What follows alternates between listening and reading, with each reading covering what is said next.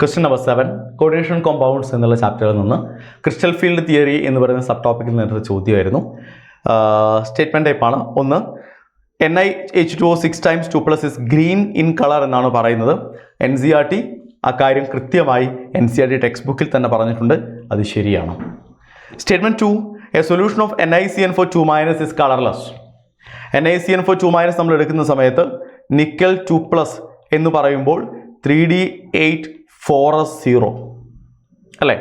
അതുകൊണ്ട് തന്നെ നമ്മൾ നോക്കുന്ന സമയത്ത് 3D8 എന്ന് പറയുമ്പോൾ 3D ഓർബിറ്റലിലുള്ള 8 ഇലക്ട്രോണുകൾ നോക്കൂ, ഇങ്ങനെയായിരിക്കും ഇരിക്കുന്നുണ്ടാവുക.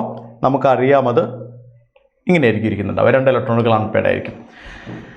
CN എന്ന് പറയുന്നത് ഒരു സ്ട്രോങ് ഫീൽഡ് ലിഗാൻഡ് ആയതുകൊണ്ട് തന്നെ ഇവിടെ പെയറിംഗ് പോസിബിൾ ആണ് എന്നും, അതുകൊണ്ട് തന്നെ D8 എന്ന് പറയുന്നതിൽ പെയറിംഗ് നടന്നു കഴിഞ്ഞാൽ അവസാനത്തെ ഒരു ഡി ഓർബിറ്റലിനെ വാക്കൻ്റ് ആക്കിക്കൊണ്ട് എല്ലാ ഇലക്ട്രോണുകളും പെയർ ചെയ്യപ്പെടും.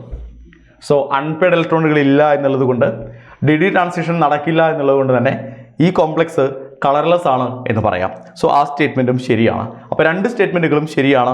Option 2 is the right answer. Both statement 1 and statement 2 are correct.